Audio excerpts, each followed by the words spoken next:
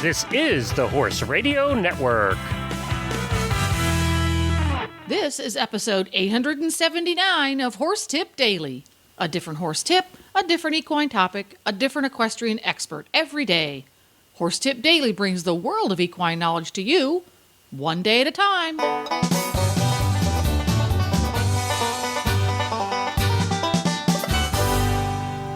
Greetings, horse people. Coach Jen here, and thanks for tuning in to Horse Tip Daily.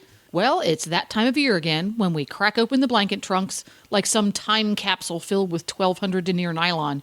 Here are some quick DIY tips from Helena B and I to help ease some of the frustration that comes with caring for all those yards and yards of expensive horse blankets. And we'll get right to our tip after this from statelinetack.com.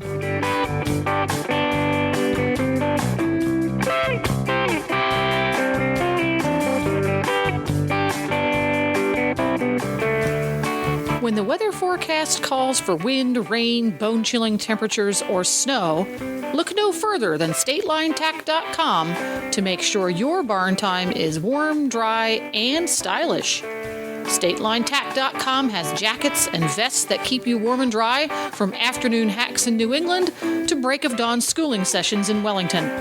They also carry a wide selection of toasty warm breeches for schooling ring or show ring.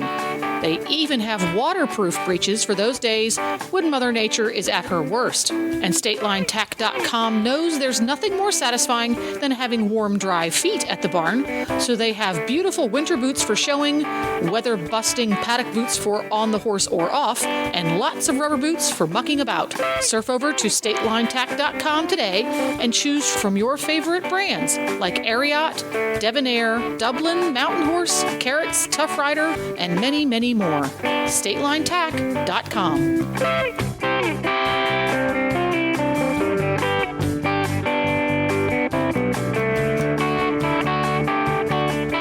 And Helena B and Coach Jen are here together to do yet another random tiplet. Or this is more of a group of random tiplets because it's really weird. I like that word, tiplets.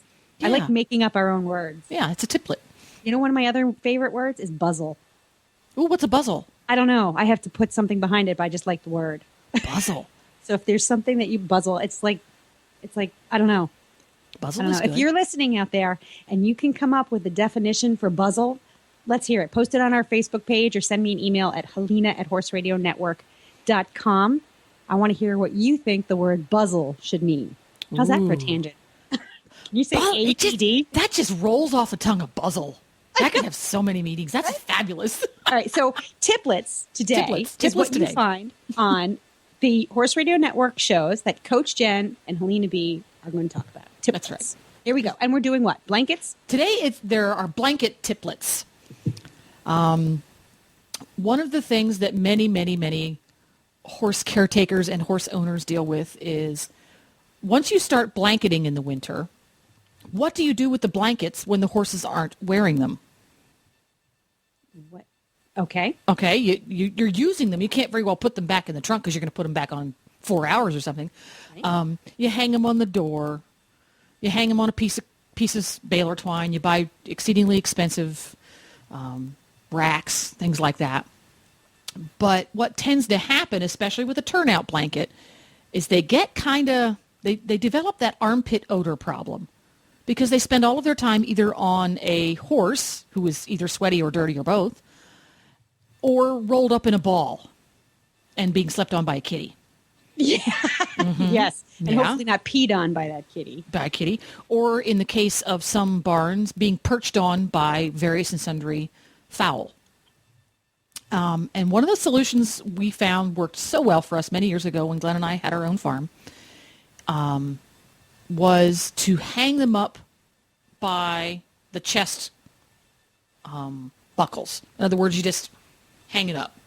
So it hangs completely straight. It's not folded at all, so that the air can circulate through a little bit, which is a fabulous way to hang up your blankets. But when we looked at the price of putting up 25 or 30 of those purchased from a store, we went, ooh, that's a little prohibitive. Because they're not cheap. They make a bar for that has to be very sturdy because a blanket is heavy when it hangs like that.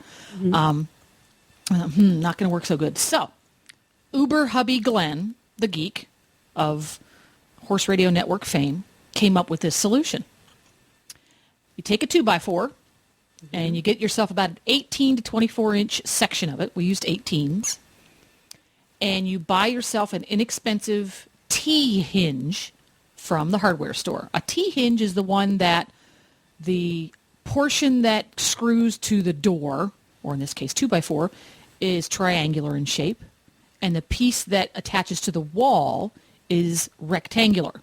Okay, That's so just Google T-hinge because I just did it. And yes, you Pops see right up. them. It's everywhere. They're on doors. They're door hinges. Couple dollars. Yes. And get the one that is big enough that the 2x4, where you attach the 2x4, it's as wide as the 2x4. Get the biggest one that will fit on your 2x4 because you need something sturdy. Mm-hmm. Don't get the cutesy one with the black powder coating.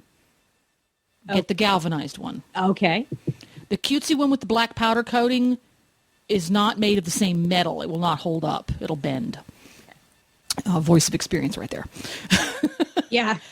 We tried this. Like, well, that's not working. I know. And then I've learned you got to go heavy duty from the beginning. Yeah. Don't go for fancy. Just go for heavy duty. Go for heavy duty. If you want to get clever, you can paint the 2x4. And then hang it at an appropriate height on a nice sturdy wall. Do not use nails. Use either bolts, if you have to bolt through it with a nut in the other end, or a good heavy-duty screw, preferably with a washer, too. Okay. So the hinge here gets attached to the wall. The rectangular part goes on the wall.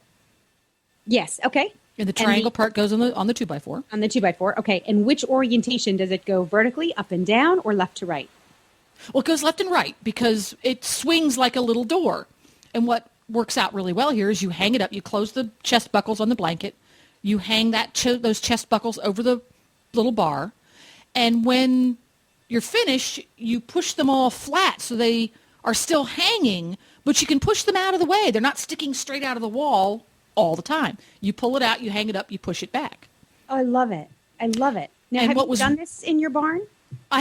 We did this in our barn when we lived in Pennsylvania. It was wonderful. And then to add insult to injury, because we had a lot of, how it is with blankets, they all pretty much come in two colors. Yes. So you get mixed up whoses as whoses, and you label the blanket. But what we also did was we labeled the racks. Oh, I love that idea. So that when Georgina came into the barn and needed to find Thunder's blanket, when they're hanging, it's hard to find the tag that's on them, because usually the tag is on the chest part.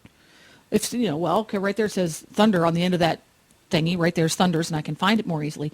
So we labeled them that way, but it was just, and you can hang them in groups, in that they're all lined up together down, a certain aisleway or in a certain area of the barn. Mm-hmm. Some stables, the way they're set up, it works well to put like two of them at each stall because each horse's blankets hang next to his stall, whatever. But it was a very efficient and very cost-effective way to hang up blankets when they were not in use and keep them as fresh as you can, considering they're hanging around on a horse that rolls and poop on a regular basis. So how would this be, what's the benefit of this method of hanging them versus a blanket bar attached to the stall door? When you put them on a blanket bar, you have to fold them. Yeah, okay, so that makes them stinkier and... It seals in dampness and organic matter that just want to harvest. Yeah, you get the point there. It's kind of like... You call it organic matter, I call it ick. It's ick, exactly. It's Buzzle. It's Buzzle. It could be Buzzle. It's kind of like, dirty, sweaty socks. If you pull them off your feet and they roll up in a ball and put them in the laundry basket. Yeah, that's a horse husband trick. Yeah. So this actually lets them air out, keeps them out of the way, is affordable, and skill-wise, you know how they say, like, easy, medium, difficult. Yes. This sounds pretty in the recipe book. You just need to know. You just need to know what materials you have. So you want a good solid 2x4. And one of the things that I'm going to suggest in the wood that you choose for this is, if you have some polyurethane or any kind of sealant, it's a good idea to slap some of that on your wood because the blankets are wet and the moisture will transfer into the wood. So if you want it to last as long as it can, just seal it up. Seal it up. Paint it with a good outdoor paint. If you love colors, like at the barn where Beaker lives, they would be painted pink, I'm sure. Yeah, they would be painted pink. And they have one of the things that we used in our barn is deck stain. Awesome stuff. That is the most sturdy, wonderful product ever to go on a paintbrush. So it comes with more options because, it's really for residential use, but it's sturdy outdoor stuff. So, go to the deck stain and paint section. Yes, deck stain and paint. Having grown up in a very, very old home with wooden floors, most of the floors were painted with this type of product. And they do come in a lovely variety of colors, the deck paints. Yeah, yes, they do. That's a good idea. Deck paint, another friend at the barn. So this is the T-hinge solution for hanging blankets. You betcha. When they're not in use. Yeah. So that's Tipplet number 1. Tipplet number 2. And this one sprouted after we had a chit chat with the folks at Fred's to the Rescue horse blanket cleaning and repairing company. Mm-hmm. They're a local outfit here in Kentucky, and we chit chatted with them one day on, I guess it was Horses in the Morning, about cleaning blankets, how it happens, yada, yada, yada. So if you go search for Fred's to the Rescue, you'll find that interview on Horses in the Morning. But what do you do between launderings? You can't, it's just like clothing. The more you launder it, the faster it wears out, especially a turnout blanket. Laundering and turnouts, you don't want to do it too often, but they get scuzzy, right? Scuzzy. Yes. Well, vacuum them. It's a rug, isn't it? It is a rug. Well, you're talking to the wrong person here if you want an objective opinion about vacuuming things in the barn. As we all know by now that I do have a little OCD. I do have OCD. I do keep a vacuum cleaner in my barn. When we bought, and this is a good tip for those of you who are less anal retentive than me. Extra tiplet alert. This is the bonus tip. Extra tiplet alert. When you upgrade your home vacuum cleaner, don't just trash your old one. If it doesn't work as well, retire it to your barn. It's really great for getting dust, especially if you use shavings, it's great for getting dust out of those crevices and cricky places. And for vacuuming your blankets. Mm. Now, I wouldn't recommend an upright for this. No. I abandoned the uprights long ago. They're just too heavy and difficult to use. We've moved to canisters. If it can't suck up a spider from 20 yards, it's not good enough, is it? No. No, I know. I can't even. You know what, though? I can't suck up spiders anymore. I can't do it. I feel bad. I feel really bad. Well, here's the scoop.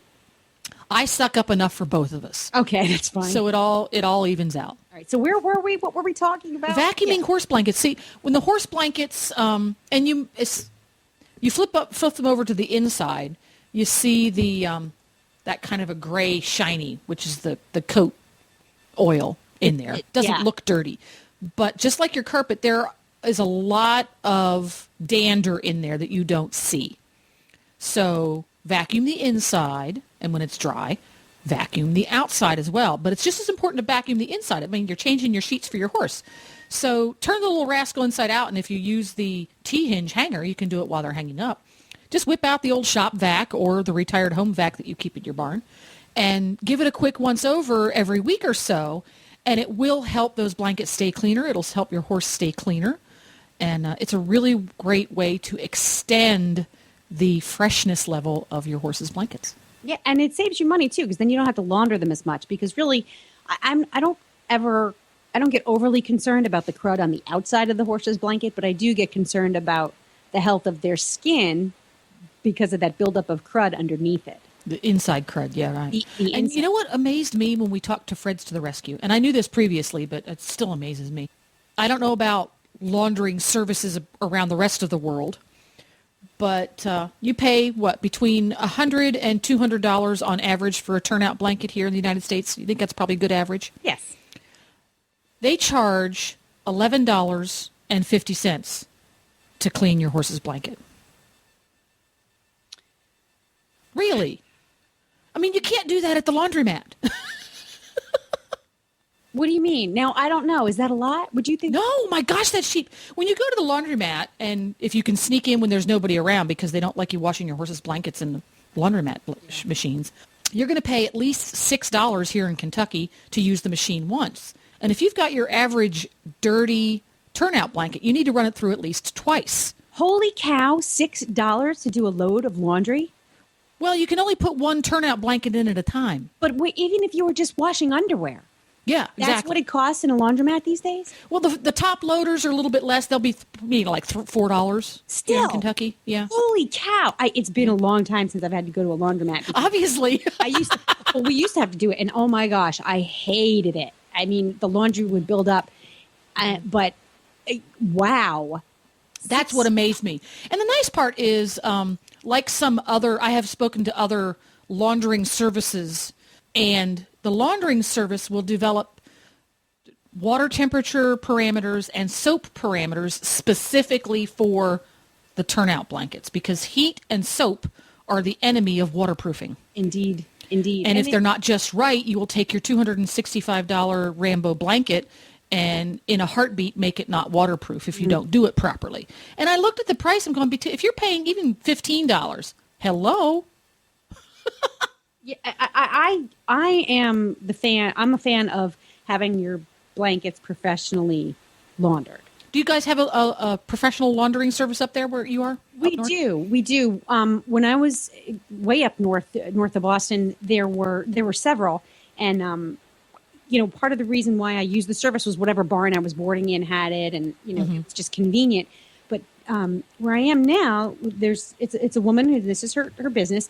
But what she does is she because it's just her, she takes the blankets and whatever brand they are, and she knows what each blanket requires in terms of longevity. Exactly. But she also will, she'll make recommendations on how to store it when it's in use, what's good for this blanket, what's not good for that blanket. Mm-hmm. She obviously offers, re-waterproofing things, re-waterproofing options, but she'll also stitch up any holes. Yeah. She'll tell you where it's kind of like you should have a good relationship with your butcher and your blanket cleaner. It's one of those things that you don't think is really important until you do it once or twice and you say, wow, that really saved me. It just made it so much easier to use my blankets over the winter. Well, what's so nice too is you take them in and around here, because we have so many horses, we have, I think, somewhere to the tune of 30,000 horses within a 1 hour's drive of my house. Mm. And a good percentage of them do wear blankets at some point during the year. They will actually come and pick them up and deliver them for you because there are so many. So if you get the whole barn together, you just put them in a heap and everybody put a tag on your blanket. And then 2 weeks later, they all show up and they're like new. It's wonderful. It is. They are like new. And it's they're all fresh and neatly folded in a little sack. It's wonderful. So anyway, the tip being, vacuum them in between. And here we are talking about getting them cleaned. But vacuum them in between because that really does improve the chances of your horse's coat and skin staying healthy between launderings. And it will also extend the longevity of your blankets as a whole. So and it takes 2 minutes to do. You can use a shop vac or you can use a retired house vac. Yes. Yep. You got it. So that's tiplet number 2. And we have one last tiplet on today's random tiplet session. Not everybody has the ability to have racks specifically designed for holding blankets to dry. It's just the real world, and some people don't have that option. I remember many, many years hanging wet blankets over cross ties. Just close the cross ties in the middle and hang the blankets over top. Oh, yeah, yeah. But very limited because the air circulation is only on the exterior. The inside, it's hanging over a line. Mm-hmm. I just discovered this one last week, and I'm going, wow, where was I all my life? I threw Beaker's blanket over a string that I had pulled across the aisleway of my grooming area. And I go, okay, only the outside's going to get dry here. So I took my saddle rack. I have a foldable saddle rack. Mm-hmm. And I parked it underneath so the foldable saddle rack was inside and it held the sides like a little pup tent. So that the air got inside and outside. It was wonderful. And then I thought, well, you could do the same thing. Just take a stick, stuff it in there. So you create a pup tent effect in the middle so that you get air on the inside and the outside. Because in the winter when it's cold, it takes a long time for these things to dry. It does. It does. So you can maximize the airflow. That's even better. This is a variation on that theme. What I did was Where I have my cross ties and my aisleway, there is a beam that goes across the top of the aisle. Now this only works if you have this beam, and it could be in your tack room, it could be in your aisleway. But what I've actually done is I've hung harness hooks at the top there. Mm-hmm. They're about 7 feet high, or 8, whatever. 10 feet is my ceilings. And there's 1, 2, 3, 4 of them. 5 of them. This is a good way to get airflow through several blankets at a time. So what I do is I fasten the buckles, the chest buckles, mm-hmm. and I hang up the really wet blankets there. So it allows all the water to drip down. Good. Now, obviously, you know this is taking up some barn space. But what this allows me to do is they hang up, they drip down. I let the outsides dry, or get fairly dry, and then all I have to do is literally flip the grab it at the withers and give it a tug, and it flips itself inside out. And it flips itself inside out, and you don't even have to unhook the buckles. Yeah. So basically, it flips itself inside out, and therefore the air gets to the other side. So your harness hooks where you hang them are in the center; they're not against the wall. No, they go across the aisleway. So this is the smart part: is that when you put them on the wall, the blanket will be hanging up against the wall, really limiting things. But by hanging them basically down the center of the aisle or across the center of the aisle, you've really maximized the surface area exposed to that air. That's see, we got 2 tips in one right there. We got 2 tips in one. And the good thing is now, what makes this particular configuration really work is if your barn is set up to capture the breezes. So my barn doors capture, we have a westerly breeze. And and I think most... That's because you live at the beach. No. There is a natural breeze in most barns, and to be honest with you, if you're in a really old barn, your doors are probably oriented to capture that breeze. Yeah. Any barn built before 1950 is going to be pretty much oriented. That's awesome, though. You slide open the barn doors on a nice day, and Mother Nature sweeps it for you. Exactly. So when my blankets are really, really wet, especially my turnout sheets, my waterproof turnout sheets, they dry so fast. That's a great idea. Put the hooks in the center. So yet another option, we have T-hinges to hang up blankets. Mm-hmm. They're convenient and get them out of the way to let them air. If you really need to maximize drying, you can put those hooks right smack in the middle of the aisle. And if you're... And they're high enough out of the way so they don't... And if you're vertically challenged, get this, if you're vertically challenged, use a tack cleaning hook, put a screw eye in the ceiling, a string across the top, and you can use it like a pulley, drop it down, hang it up, and pulley it back up if you're for vertically challenged folks. That's good. I actually keep a step stool in the barn with the little hole. With a little hole in the top, like the handle inside, in the because I like to hang my hay nets up high enough, at eye level for my horses. So I do keep a step stool anyway, and it's actually extremely handy. So you can either use add that to the pulley list method. On that. So you need a hair dryer in the barn, you need duct tape, and you need a step stool. Okay, got it. Exactly. Yes. Boy, we have so many tips in one day. It's just astounding. So those were the 3, right? So those were the 3 blanket Tipplettes: the T-hinge, the vacuuming, and the hang to dry on a line, place saddle rack, pup tent, sweat scraper, harness hooks. Yeah. Sweat scraper worked great. Use a harness hook or a tack cleaning hook in the ceiling if you really want to hang them in the middle, because that's what your option is. Yeah. Awesome possum once again, and we're going to run and let our listeners get on with their lovely day. Hopefully they're going to go out and ride the pony. And that's a wrap. You can find lots more tips on topics ranging from barn care to websites for horse people on horsetipdaily.com. Just look for the topics drop-down menu on the left. And don't forget to support our sponsors here on Horse Tip Daily, because they really do make these podcasts possible. Today's podcast has been brought to you through the generous support of StatelineTack.com. And now you can have all of your favorite Horse Radio Network shows with you wherever you go with the new free Horse Radio Network app for iPhone and Android. Just go to your app store and search Horse Radio Network. The Horse Radio Network and the Horse Radio Network hosts are not responsible for statements of guests or their opinions. Use your own judgment when listening to the tips provided by the experts on Horse Tip Daily.